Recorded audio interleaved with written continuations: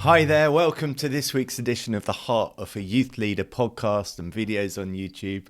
If you find this useful, I'd love it if you would subscribe to this podcast channel wherever you're listening to it, or if you're on YouTube, subscribe or give it the thumbs up or the like or whatever it seems to be, because it just helps you to see the next edition pop up in your app each week.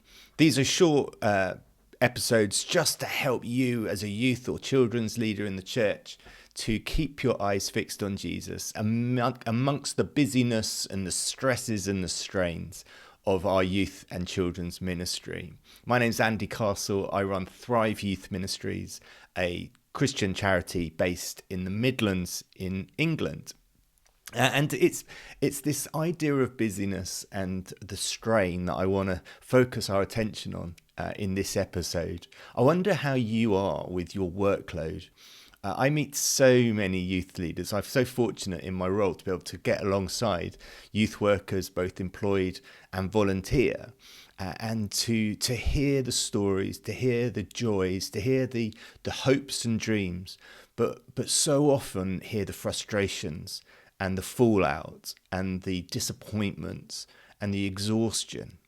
And it's all part and parcel of being a youth worker, I guess. But I also hold that in the tension of what would we do differently? And I spoke with a friend of mine this week who's very nearly retired.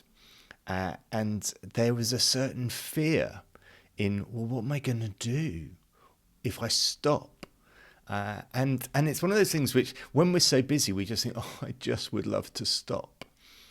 But actually, that's what a holiday is for. And holidays are great because we know we're going back to work.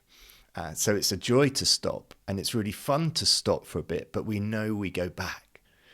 Whereas when we actually feel that we're coming to that place where we're going to stop and not work, I wonder what your heart thinks of and what you think you'll do. And it makes me wonder, what do we think is going to happen in eternity?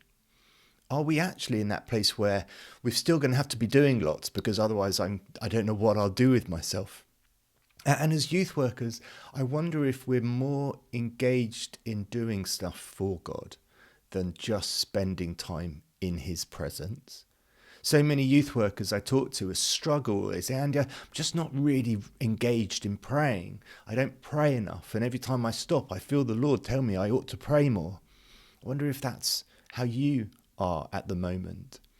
And it's, if that is the case, we've got to sit up and take note. What is it that means I want to be busy doing stuff for God rather than actually enjoying being in his presence? And there should be a happy medium, a good balance between the two. We actually do need to be people who are working with the Lord and joining in with what he's doing, because after all, he chooses us, he chooses his church to work through us to benefit his world. So he needs us to be fully engaged. But what he doesn't need is for us to do it without him or on his behalf, or for us to think it's all about us. And I think about one youth worker I spoke to who just said that they love it when they are involved in everything. They love it when they do it all. And I was like, yeah, but at what cost to everybody else? And are we supposed to be doing it all? Or actually, are we supposed to be doing what God's asking me to do, the bit I'm supposed to be involved in? And that will include building others up and encouraging others to get involved with what God's doing. And we can't just be all about what I can do, but it's what I can bring to others. And anyway, enough preamble. It's Psalm 61 that I want to focus on, because I think it helps for those of us who are struggling with busyness to get a bit of balance. This is a psalm of David as he's being pursued by Saul. It says, "Hear my cry, O God, listen to my prayer. From the ends of the earth I call to you. I call as my heart grows faint. Lead me to the rock that is higher than I. For you have been my refuge, a strong tower against the foe." Here David is desperate. He's exhausted from running, from hiding.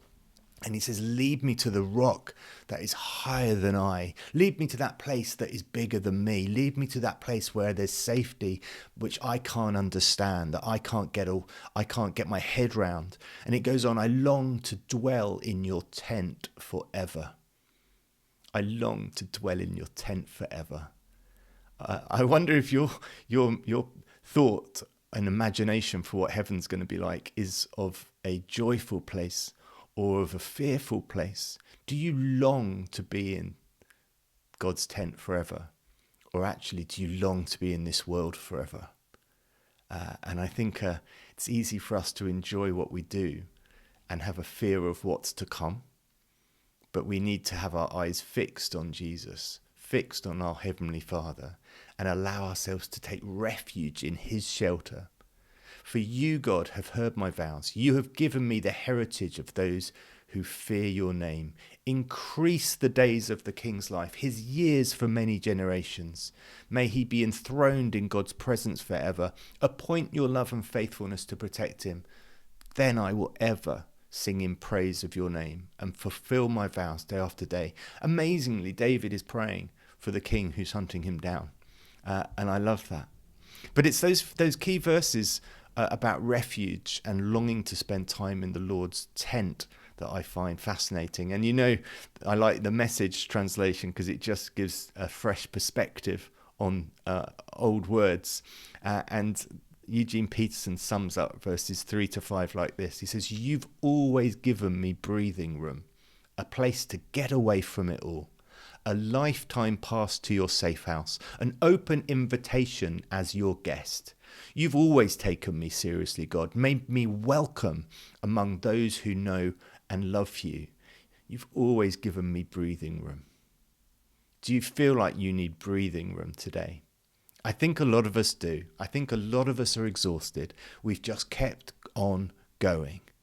And it's that place to get away from it all, to get some breathing room in the safe house that God provides us with. Friends, do not do more than you can do.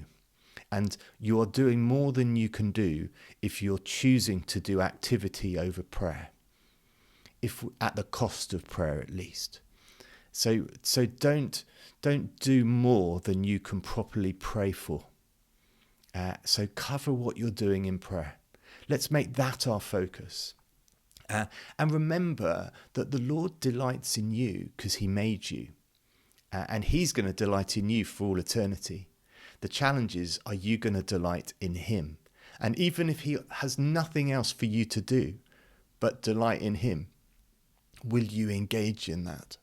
Or do we only engage in delighting in God so that he will do greater things through us?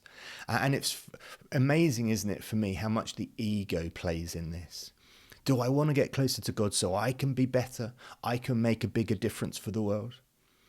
Or do I want to get closer to God because he's my Heavenly Father and he loves me? And the closer I am to someone who loves me, the better I feel about myself. And if we get to play together, if we get to do stuff together, then that's a bonus. But I want to be in that place where I'm ultimately just happy to be in his presence because he's my Heavenly Father who made me, who formed me, who delights in me. And if we get to play, then great. So take some time this week to think through, how are you finding your breathing room? How are you finding that space for the Lord? And are you so caught up in what you must do, to develop the ministry, that you miss praying, you miss spending time in the safe house of our Heavenly Father? Have a great week. Go for it.